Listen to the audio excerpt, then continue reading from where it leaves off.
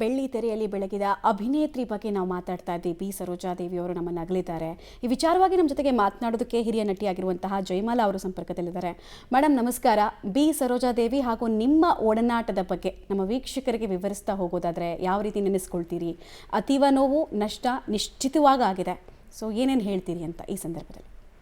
Madam, ಒಂದಂತೂ ಸತ್ಯ, ಭಾರತೀಯ ಚಿತ್ರರಂಗದಲ್ಲಿ ಮಹಿಳೆಗೆ ಒಂದು ಘನತೆಯನ್ನು ತಂದುಕೊಟ್ಟಂಥ ನಟಿ ಅಂದರೆ ಅದು ಸರೋಜಾದೇವಿಯವರು.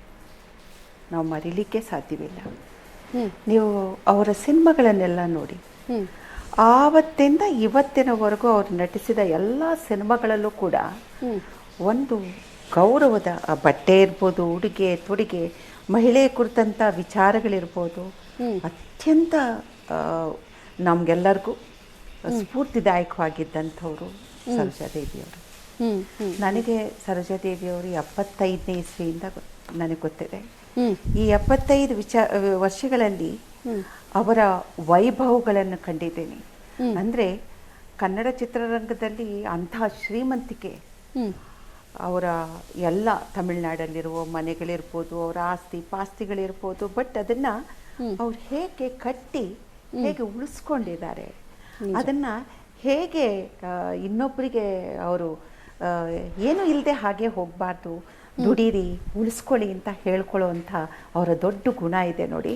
ಅದು ನನಗೆ ತುಂಬ ಇಷ್ಟ ಆಗಿತ್ತು. ನನಗೆ ಅತ್ಯಂತ ಪ್ರಿಯರು ಸರೋಜಾದೇವಿಯವರು. ಒಂದ್ಸಲ ನಮ್ಮ ಮನೆಯಿಂದ ಅವ್ರ ಮನೆಗೆ ಹೋದರೆ ನಮ್ಮ ಮಗಳು ನನ್ನ ಗಂಡ ಹೇಳೋರು, ಅಪ್ಪ ಇನ್ನು 10 ಗಂಟೆ ರಾತ್ರಿವರೆಗೂ ಬರಲ್ಲ ಅಂತ. ಅಂದರೆ ಬಾಯಿ ತುಂಬ ಮಾತಾಡುವಂಥ, ಅತ್ಯಂತ ಪ್ರೀತಿಯಿಂದ ನಮ್ಮನ್ನೆಲ್ಲ ಅವರು ಸುತ್ತುವರೆದು ಎಲ್ಲ ವಿಚಾರಗಳನ್ನು ಕೇಳಿ ಧೈರ್ಯ ತುಂಬಿ, ಬದುಕು ಹೀಗಿರಬೇಕು, ಹೀಗೆ ಕಟ್ಕೊಳ್ಳಿ, ಹೀಗಾಗಲಿ ಅಂತ ಬಯಸುವಂಥ ಒಂದು ದೊಡ್ಡ ಹಿರಿ ಜೀವ. ಇವತ್ತವರು ನಾವು ಕಳ್ಕೊಂಡಿದ್ದೀವಿ. ಭಾಳ ನನಗೆ ಆಘಾತ ಆಯಿತು.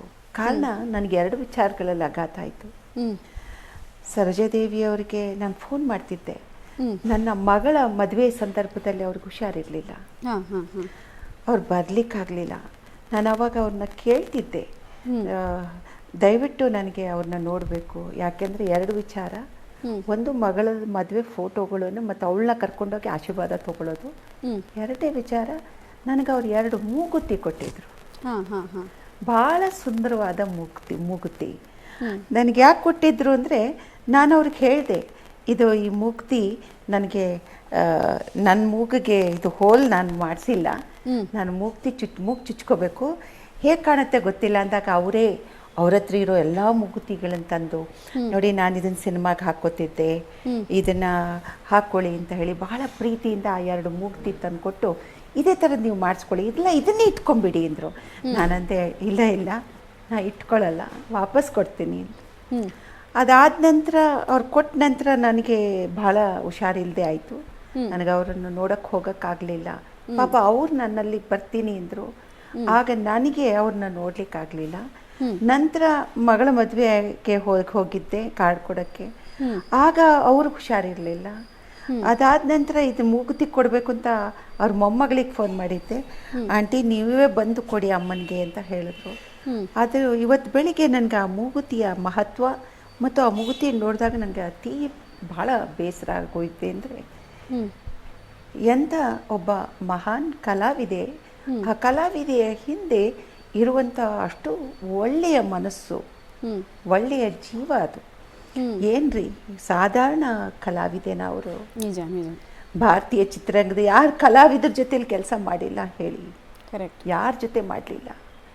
ನಾವೆಲ್ಲ ಊಹಿಸ್ಕೊಳ್ಳೋಕ್ಕೂ ಸಾಧ್ಯವಿಲ್ಲ. ಅಂಥ ಶ್ರೇಷ್ಠ ಕಲಾವಿದರು, ಡೈರೆಕ್ಟ್ರು, ನಿರ್ಮಾಪಕರು ಎಲ್ಲರ ಜೊತೆನೂ ಅಭಿನಯಿಸಿ, ಅಷ್ಟು ಅಭಿನಯಿಸಿ ಕೂಡ ಅವರಷ್ಟು ಸರಳವಾಗಿದ್ರಲ್ಲ. ಕರೆಕ್ಟ್. ಅವ್ರದ್ದೇ ಆದಂಥ ಕೆಲವು ಇದನ್ನ ಇಟ್ಕೊಂಡಿದ್ರು, ಒಂದು ಕಟ್ಟುನಿಟ್ಟು. ಯಾವತ್ತು ಸಾರ್ವಜನಿಕವಾಗಿ ಹೊರಗೆ ಬಂದಾಗ ನಾನು ಹೇಗಿರಬೇಕು, ನಾನು ಲಕ್ಷಣವಾಗಿ ಕಾಣಬೇಕು, ಕಲಾವಿದರನ್ನು ನಮ್ಮನ್ನು ಪ್ರೀತಿಸಿದ್ದಾರೆ, ನಮಗೆ ಪ್ರೀತಿ ಕೊಟ್ಟಿದ್ದಾರೆ ಈ ಜನ, ಅವ್ರ ಮುಂದೆ ನಾವು ಹೇಗಿದ್ವಿ ಹಾಗೇ ಕಾಣಬೇಕು ಅಂತ ಅವರ ಆ ಕಟ್ಟುನಿಟ್ಟಿನ ಒಂದು ಕ್ರಮ ಇದೆ ನೋಡಿ, ಅದು ಕೂಡ ಈ ಕಲಾವಿದರುಗಳಿಗೆ ಮಾರ್ಗದರ್ಶನ ಅಂತ ನಾನು ಬಯಸ್ತೇನೆ, ಸ್ಫೂರ್ತಿಯವರು. ಯಾಕೆಂದರೆ ಕಲಾವಿದರು ಯಾವತ್ತೂ ಒಂಥರ ಕೂದಲು ಬಿಟ್ಕೊಂಡು ಹುಚ್ಚರಂತೆ ಹೊರಗಡೆ ಹೋಗೋದಲ್ಲ. Correct. ಜನ ನಮ್ಮನ್ನು ಹೇಗೋ ನೋಡಿರ್ತಾರೆ, ಪ್ರೀತಿಸಿದ್ದಾರೆ, ಗೌರವಿಸಿದ್ದಾರೆ, ಬೆಳೆಸಿದ್ದಾರೆ. ಅವ್ರ ಮುಂದೆ ನಾವು ಹೋದಾಗ ನಾವು ಹೇಗಿದ್ವಿ ಹಾಗೆ ಅವ್ರು ನೋಡಿದ್ರೆ ಖುಷಿ ಪಡ್ತಾರೆ ಎನ್ನುವಂಥ ಅವರ ಅನಿಸಿಕೆ ನನಗೆ ತುಂಬ ಖುಷಿ ಕೊಟ್ಟಿತ್ತು. ಅವರು ಆ ಉಂಗುರ ನಾನು ಏನು ಮಾಡಲಿ ಗೊತ್ತಿಲ್ಲ, ನಾನು ಅವ್ರ ಮಗಳಿಗೆ ಕೇಳಿದ್ದೆ, ಅದು ಈ ಋಣ ನನಗೆ ಭಾರ ಆಗಿದೆ ಅಮ್ಮ ಅಂತ. ಇಲ್ಲ ಆಂಟಿ ನೀವೇ ಅಮ್ಮಂಗೆ ತಗೊಂಬಂದು ಕೊಡಿ ಅಂತ. ಈಗ ಯಾರಿಗೆ ಕೊಡಲಿ ನಾನು? ನನಗೆ ಅದನ್ನೇ ಯೋಚನೆ ಮಾಡ್ತಿದ್ದೀನಿ. ತುಂಬ ನೋವಾಗುತ್ತೆ. ನಿಜ ನಿಜ. ಮೂಗುತಿ ವ್ಯಕ್ತಿ ಇಲ್ಲದೆ ಇದ್ರೂ ವ್ಯಕ್ತಿತ್ವ ನಮ್ಮ ಜೊತೆಗೆ ಇರುತ್ತೆ ಮೇಡಮ್, ಅಲ್ವಾ? ಎಂಥ ವ್ಯಕ್ತಿತ್ವ ರೀ ಅದು. ಯಪ್ಪ ನೋಡ್ರಿ, ಸರೋಜಾದೇವಿಯವ್ರಿಗೆ ಅವರು ಸಣ್ಣ ವಯಸ್ಸಲ್ಲಿ ಸಿನಿಮಾಗೆ ಬಂದರು. ಅವ್ರ ತಾಯಿ ವಜ್ರಕಾಯ, ಆ ಥರದೊಂದು ತಾಯಿ ಸಿಗಕ್ಕೆ ಪುಣ್ಯ ಮಾಡಿರಬೇಕು. ಇಂಡಸ್ಟ್ರಿನಲ್ಲಿ ಒಬ್ಬರು ಕೂಡ ಕಣ್ಣಿಂಗೆ ಹೀಗೆ ನೋಡಕ್ಕೆ ಬಿಡಲಿಲ್ಲ. ಪಾದ ನೋಡಬೇಕು, ಮಗಳನ್ನ ಯಾರೂ ನೋಡಂಗಿಲ್ಲ, ಹಂಗೆ ಬೆಳೆಸಿದ್ರು. ಎಂತೆಂಥ ಹೀರೋಗಳ ಜೊತೆ ಎಂತೆಂಥ ಸಿನಿಮಾ. ನಾನು ಈಗಲೂ ನೆನಪಿದೆ. ಆಗ ಎಲ್ಲರೂ ಮಾತಾಡಿದ್ದು ನಾನು ಕೇಳಿದ್ದೀನಿ. ಅವಾಗೆಲ್ಲ ನಮ್ಮ ಇಂಡಸ್ಟ್ರಿ ತಮಿಳ್ನಾಡಲ್ಲೇ ಇತ್ತಲ್ಲ. ನಂದೊಂದು ಇನ್ಸಿಡೆಂಟ್ ಹೇಳ್ತೀನಿ. ಸರೋಜಾದೇವಿಯವರು ಯಾವ ಮಟ್ಟದ ನಾಯಕಿ ಅಂತ. 76 ಅನಿಸುತ್ತೆ. ಅವರು ಹುಟ್ಟಿದ ಹಬ್ಬಕ್ಕೆ ಪಾರ್ವತಮ್ಮ ಅವರಿಗೆ ರಾಜ್ಕುಮಾರ್ ಅವ್ರು ಹೇಳಿದ್ರು, ಪಾರ್ವತಿ ತುಂಬ ಒಂದು ಒಳ್ಳೆ ಉಡುಗೊರೆ ತೊಗೊಂಡೋಗು ಸರೋಜಾದೇವಿಯವ್ರದ್ದು ಹುಟ್ಟಿದ ಹಬ್ಬ ಅಂತ. ಅಮ್ಮ ಒಂದು ಒಳ್ಳೆ ಉಡುಗೊರೆ ತೊಗೊಂಡು ನನ್ನನ್ನು ಕರ್ಕೊಂಡು ಹೋದರು. ನನಗೆ ಅವ್ರ ಮನೆಯೆಲ್ಲ ನೋಡಿದ್ರೆ ಈ ತುದಿಯಿಂದ ಆ ತುದಿವರೆಗೂ ಆ ಮನೆ ನೋಡಿ ಬೆರಗಾಗ್ಬಿಟ್ಟೈತೆ.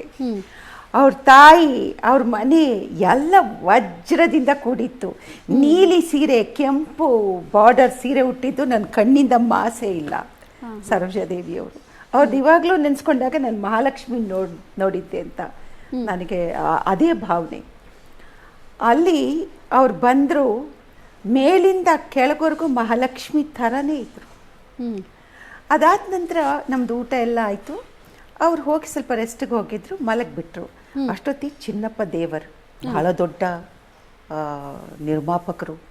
ಚಿನ್ನಪ್ಪ ದೇವರು ಅಂತಂದರೆ ಎಲ್ಲರಿಗೂ ಲಾಟ್ರಿ ಹೊಡೆದಂಗೆ. ಅವ್ರದ್ದು ಎಲ್ಲ ಸಿನಿಮಾಗಳು ಸೂಪರ್ ಡ್ಯೂಪರ್ ಹಿಟ್ಟು.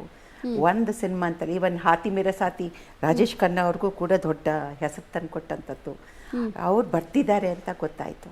ಅಷ್ಟೊತ್ತಿಗೆ ಅಮ್ಮ ಹೇಳಿದ್ರು, ಬಾಬಾ ಚಿನ್ನಪ್ಪ ದೇವ್ರು ಬಂದರು ನೋಡಿ. ಸರೋಜಾದೇವಿಯವರು ಮಲಗಿಬಿಟ್ಟಿದ್ರು. ಸರೋಜಾದೇವಿಯವರು ಬಂದರೆ ಈ ಥರದ್ದೊಂದು ಬಂಗಾರದ ತಟ್ಟೆ ಥರ, ಅದ್ರದ್ದು ಕೆಂಪು ಬಟ್ಟೆ ಹಿಂಗೆ ತೆಗೆದ್ರು. ಸರೋಜಾದೇವಿಯವ್ರು ಮಲ್ಗೆ ಇದ್ರು.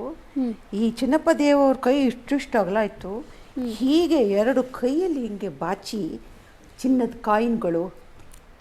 ಸರೋಜಾದೇವಿ ಮುಖ ತಲೆಯಲ್ಲಿ, ಅಮ್ಮಡಿ ಅಮ್ಮಡಿ ಏಳಮ್ಮಡಿ, ನೀವು ಪೊರಂದ ನಾಳೆ ಅಂತ ಹೇಳ್ಬಿಟ್ಟು ಹಿಂಗೆ ಆಕೆಯನ್ನು 3 ಬೊಗಸೆ ಚಿನ್ನದಲ್ಲಿ ಆಕೆಯನ್ನು ಎಬ್ಸಿದ್ರಲ್ಲ. ನಾನು ಆ ಥರದ ವೈಭವ, ಆ ಥರದ ಒಂದು ಸಂಭ್ರಮ ಮತ್ತು ಆ ಥರದ ಗೌರವ ಇದು ಯಾವತ್ತೂ ಯಾವ ಕಲಾವಿದರಲ್ಲೂ ನಾನು ನೋಡೇ ಇಲ್ಲ ರೀ. ಸೀರಿಯಸ್ ಆಗಿ ಹೇಳ್ತೀನಿ.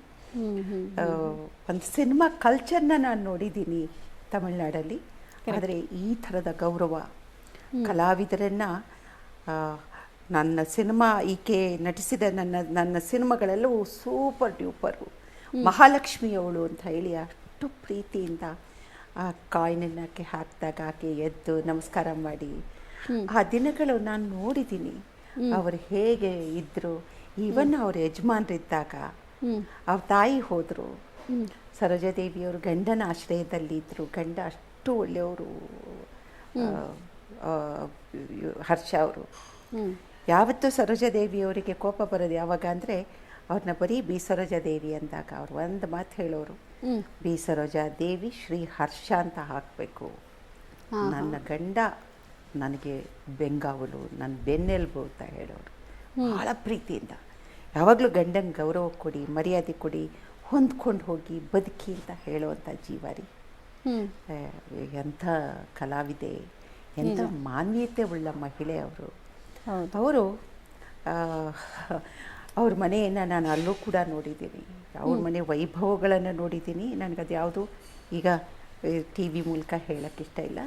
ಆದರೆ ಸರೋಜಾದೇವಿಯವರು ಬಾಳಿದ್ದು, ತಾಯಿನ ಕಳ್ಕೊಂಡ್ರು ಗಟ್ಟಿಯಾದರು, ಗಂಡನ ಕಳ್ಕೊಂಡ್ರು ಗಟ್ಟಿಯಾದರು, ಮಗಳನ್ನು ಕಳ್ಕೊಂಡ್ರು ಗಟ್ಟಿಯಾದರು.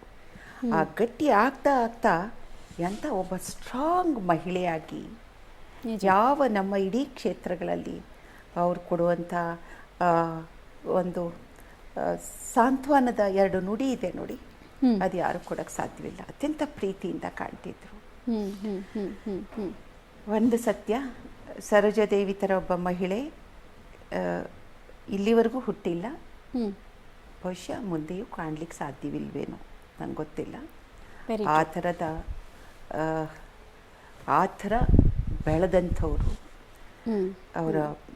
ಅವ್ರ ಬೆಳವಣಿಗೆಗಿಂತ ಅವರು ಬದುಕಿ ತೋರಿಸಿದ ರೀತಿ ಇದೆಯಲ್ಲ, ಅದು ನಮಗೆಲ್ಲರಿಗೂ ಸ್ಫೂರ್ತಿ. ನಿಜವಾಗ್ಲೂ ಅವರು ಇಟ್ಟ ಹೆಜ್ಜೆಯಲ್ಲಿ ಅವ್ರ ಹೆಜ್ಜೆಯಲ್ಲಿ ಒಂದು ಹೆಜ್ಜೆ ಇಟ್ಟುಬಿಟ್ರೆ ನಮ್ಮ ಹೆಣ್ಮಕ್ಳಿಗೆಲ್ಲರಿಗೂ ಒಳ್ಳೆಯದಾಗುತ್ತೆ. ಮಹಾನ್ ಕಲಾವಿದೆ, ಮಹಾನ್ ನಟಿ. ಅವ್ರಿಗೂ ಒಂದು ಪಾಲ್ಕೆ ಬರುತ್ತೆ ಅಂತ ನಾವೆಲ್ಲ ಅಂದ್ಕೊಂಡಿದ್ವಿ. ಕರೆಕ್ಟ್. ಆದರೆ ಅವರ ಈ ಸಾವಿದೆ ನೋಡಿ, ಇದು ಸಡನ್ನಾಗಿ ನಾವು ಎಕ್ಸ್ಪೆಕ್ಟ್ ಮಾಡಿರಲಿಲ್ಲ ಇಷ್ಟು ಬೇಗ ಹೋಗ್ತಾರೆ ಅಂತ. ತುಂಬ ಆರೋಗ್ಯವಾಗಿದ್ದರು. ಇದ್ದಕ್ಕಿದ್ದಂಗೆ ಅವರು ಸ್ವಲ್ಪ ಹಣ್ಣಾದರೂ ಅನಿಸುತ್ತೆ, ನೋವಾಗುತ್ತೆ. ಸರೋಜಾದೇವಿ ಇವತ್ತಿಗೂ ನಮ್ಮ ಜೊತೆ ಇದ್ದಾರೆ ಅನಿಸುತ್ತೆ. ನಿಜ ನಿಜ. ಮೇಡಮ್, ನೀವು ಹೇಳ್ತಾ ಇದ್ರಿ ಅಂದರೆ ಕಲಾ ಸೇವೆ ಮಾಡೋದಕ್ಕೆ ಎಷ್ಟು ದೊಡ್ಡ ಅವಕಾಶವನ್ನು ಎಷ್ಟು ಅದ್ಭುತವಾಗಿ ಅವ್ರು ಉಪಯೋಗಿಸ್ಕೊಂಡ್ರು ಅಂತ. ನವರಸಗಳಲ್ಲಿ ಎಲ್ಲ ಎಂಥದ್ದೇ ಪಾತ್ರ ಕೊಟ್ಟರು ಕೂಡ ಮನೋಜ್ಞ ಅಭಿನಯ ಇರ್ತಾ ಇತ್ತು. ಈಗಿನ ಕೆಲ ನಟಿಯರು ಒಂದು 2-3 ಚಿತ್ರ ಮಾಡಿದ್ರು ಕೂಡ ನಮಗೊಂದು ಡೈಲಾಗು ನೆನ್ಪಿಟ್ಕೊಳ್ಳೋಕ್ಕಾಗಲ್ಲ. ಅಂಥದ್ರಲ್ಲಿ ಕಿತ್ತೂರು ರಾಣಿ ಚೆನ್ನಮ್ಮನಂತಹ ಸಿನಿಮಾದ ಡೈಲಾಗನ್ನು ಈಗಲೂ ಏಕಪಾತ್ರ ಅಭಿನಯಕ್ಕೆ ಯೂಸ್ ಮಾಡ್ತಾರೆ. ವೆರೈಟಿ ರೋಲ್ಗಳು. ಇವರನ್ನೇ ಅರಿಸಿ ಬರ್ತಿದ್ದು ಹೇಗೆ? ನಿರ್ಮಾಪಕರು, ನಿರ್ದೇಶಕರು ಇವರನ್ನ ತಲೆಯಲ್ಲಿಟ್ಕೊಂಡು ಕತೆಗಳನ್ನು ಬರಿತಾ ಇದ್ರು ಅನ್ನೋದನ್ನ ಕೇಳ್ಪಡ್ತಾ ಇದ್ವಿ. ಇಂಡಸ್ಟ್ರಿಯಲ್ಲಿ ಏನು ಟಾಕ್ ಇತ್ತು ಆಗಿನ ಕಾಲದಲ್ಲಿ ಅಂತ?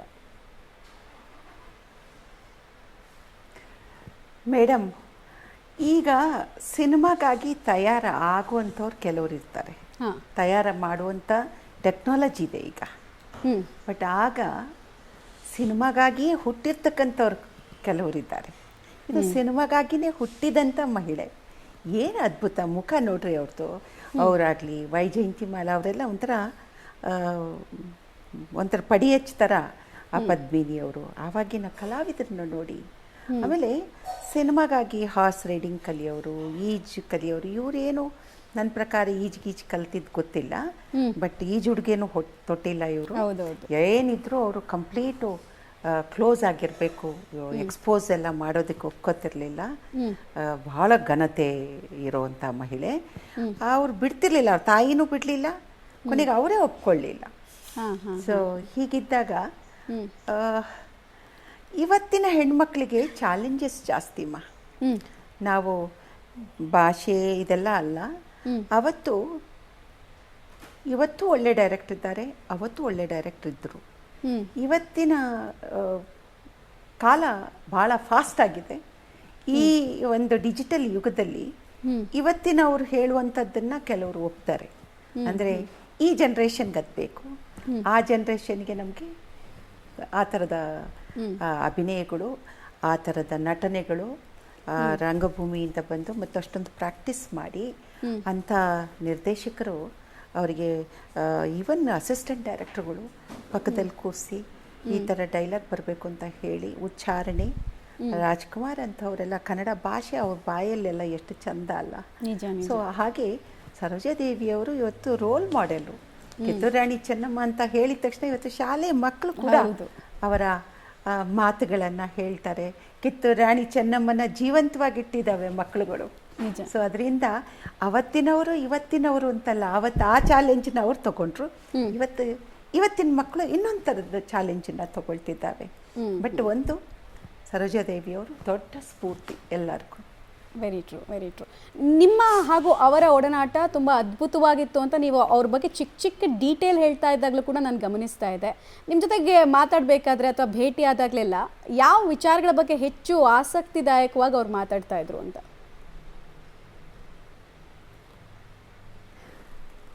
ಅವರಿಗೆ ಅವ್ರು ನನ್ನನ್ನು ಯಾವಾಗಲೂ ನೋಡಿದಾಗ ಸ್ಕಿನ್ ಬಗ್ಗೆ ಮಾತಾಡೋರು, ಹಾಂ. ಬಟ್ಟೆ ಉಡುಗೆ ತೊಡುಗೆ ಬಗ್ಗೆ ಮಾತಾಡ್ತಿದ್ವಿ, ಕಲರು ಸೆಲೆಕ್ಷನ್ನು ಸಾರೀಸ್ ಬಗ್ಗೆ ಮಾತಾಡ್ತಿದ್ವಿ. ನಾನು ಅವ್ರದ್ದು ಹಳೇ ಒಡವೆಗಳೆಲ್ಲ ಮಾತಾಡ್ತಿದ್ದೆ.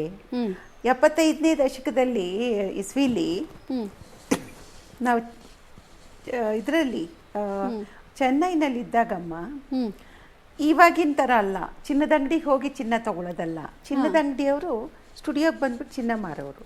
ಓಕೆ. ಹಾಂ ಹಾಂ ಹಾಂ ಹಾಂ. ಅವರು ಮತ್ತೆ ಸಾಲ ಕೊಟ್ಬಿಟ್ಟು ಹೋಗೋರು, ಬರೋ ತಿಂಗಳು ಬಂದು ಒಂದಷ್ಟು ತಗೋತೀನಿ ಅಂತ. ಹಾಗೆ ಪ್ರತಿಯೊಬ್ಬರ ಬಾಕ್ಸ್ಗಳಿರೋದಲ್ಲ, ಅದ್ರಲ್ಲಿ ರಿಯಲ್ ಚಿನ್ನನೇ, ಸಿನಿಮಾದಲ್ಲಿ ಹಾಕಿದ್ದೆಲ್ಲ ರಿಯಲ್ ಚಿನ್ನನೇ ಇರೋದು. ಯಾಕೆಂದರೆ ತಗೊಳ್ಳೋರು ಮತ್ತು ವಾಪಸ್ಸು ದುಡ್ಡನ್ನ ಶೆಡ್ಯೂಲ್ ಮುಗಿದಾಗ ದುಡ್ಡು ಬರುತ್ತಲ್ಲ ಕೊಟ್ಬಿಡೋರು. ಹೀಗೆ ಅವರು ಯಾವಾಗ್ಲೂ ಇಷ್ಟಿಷ್ಟು ದಪ್ಪದ್ದು ಒಂದು ಚಂಕ್ ವಜ್ರದ್ದು ಉಂಗುರ ಹಾಕ್ಕೊಳ್ತಿದ್ರು. ನಾನು ಅವ್ರ ಉಂಗುರ ನೋಡ್ಬಿಟ್ಟು ಕೇಳ್ತಿದ್ದೆ, ಅಯ್ಯೋ ಎಷ್ಟು ಬ್ಯೂಟಿಫುಲ್ ಆಗಿದೆ ಈ ಉಂಗುರ, ಈ ಥರದ್ದು ಇಲ್ವೇ ಇಲ್ಲ ಈಗ ಅಂತ. ಜೈಮಾಲಾ ಇದಕ್ಕೆ ನಾನು ಕೊಟ್ಟಿದ್ದು 25 ರೂಪಾಯಿ ಅಂತ ಹೇಳಿದ್ರು. ನಾನಂದೆ 25 ರೂಪಾಯಿ ಮೇಲೆ ಇನ್ನೊಂದು ರೂಪಾಯಿ ಜಾಸ್ತಿ ಕೊಡ್ತೀನಿ ನನಗೆ ಕೊಟ್ಟಿದ್ದು. ಹೀಗೆ ನಾವು ತಮಾಷೆ ಮಾಡ್ಕೋತಿದ್ವಿ ಒಬ್ರನ್ನೊಬ್ರು ತುಂಬ. ಆಮೇಲೆ ಬದುಕಲ್ಲಿ ಏನು ಮಾಡಬೇಕು, ಮಗಳ ಬಗ್ಗೆ ನಮಗೆ ಒಂದು ಹೇಳೋರು, ನಮ್ಮ ಬಗ್ಗೆ ಹೇಳೋರು, ಜೀವನದಲ್ಲಿ ಹೇಗೆ ಹಣ ಶೇಖರಣೆ ಮಾಡಿ ಇಟ್ಕೋಬೇಕು, ಹೇಗೆ ಇಟ್ಕೋಬೇಕು, ನಾಳೆ ಯಾರು ನಾವು ಕೈ ಚಾಚಬಾರ್ದು. ಕೈ ಚಾಚಿದ್ರೆ ನಾವು ಸಣ್ಣವರಾಗ್ಬಿಡ್ತೀವಿ. ಅದರಿಂದ ನಾವು ಯಾವತ್ತೂ ಸ್ವಾವಲಂಬಿಗಾಗಿ ಸ್ವಾಭಿಮಾನಿಯಾಗಿ ಬದುಕಬೇಕು ಅಂತ. ಅದು ನಂಗೆ ತುಂಬ ಇಷ್ಟ ಸರೋಜಾದೇವಿಯವ್ರ ಮಾತು. ಆ ಸ್ವಾಭಿಮಾನ ಸ್ವಾವಲಂಬಿ ಇದೆ ಅಲ್ಲ, ಆ 2 ಅಕ್ಷರನ ನಾವೆಲ್ಲರೂ ಕೂಡ ಮಂತ್ರದ ಥರ ಸ್ವೀಕಾರ ಮಾಡ್ಕೊಂಡ್ಬಿಟ್ರೆ ನಮ್ಗೆ ಯಾವತ್ತೂ ಕೂಡ ಕಷ್ಟಗಳು ಬರಲ್ಲ. ಸೊ ಹಾಗೆ ಎಷ್ಟು ಗಂಟೆಗೆ ಕೂಡ ಅವ್ರ ಜೊತೆಲಿ ಮಾತಾಡಲಿಕ್ಕೆ ನಮಗೆ ಸಮಯನೇ ಸಾಲಲ್ಲ. ಆಮೇಲೆ ಅವರು ತುಂಬ ಒಳ್ಳೆಯ ಇದು ಹೋಸ್ಟು. ಅವರು ಆಯಾ ಹೊತ್ತಿಗೆ ನಿಮಗೆ ನೀವು ತರಕಾರಿ ಅಲ್ವೇನ್ರಿ, ಯಾಕೆ ನೀವು ತರಕಾರಿ ಹೀಗೆ ತಿನ್ನಕ್ಕೆ ತರಿಸೋರು, ಕೊಡಿಸೋರು, ಅದು ಮಾಡಿಕೊಡೆ ವರುಣ, ಇದು ಮಾಡಿಕೊಡೆ ಅನ್ನೋರು. ಅವರ ಪ್ರೀತಿ ಇದೆಲ್ಲ ಅದು ನಮಗೆಲ್ಲ ಮರ್ತೆ ಹೋಗ್ಬಿಡೋದು. ಅತ್ಯಂತ ಪ್ರೀತಿಯಿಂದ ಕಾಣೋರು. ತುಂಬಾ ಅದ್ಭುತವಾಗಿ ನೆನಪು ಮಾಡ್ಕೊಳ್ತಾ ಇದ್ರಿ. ಮೇಡಮ್, ನಿಮ್ಮ ಹತ್ರ ಇನ್ನೂ ಕೇಳ್ತಾ ಹೋದ್ರೆ ಸಮಯ ಸಾಕಾಗಲ್ಲ ನಮಗೆ. ಅಷ್ಟೊಂದು ವಿಚಾರಗಳು, ಅಷ್ಟೊಂದು ಅದ್ಭುತ ಒಡನಾಟ ನಿಮ್ಮಿಬ್ಬರದು ಅಂತ ಗೊತ್ತಾಗ್ತಾ ಇದೆ. Thank you madam, thank you public TV ಜೊತೆಗೆ ಮಾತನಾಡಿದ್ದಕ್ಕೆ.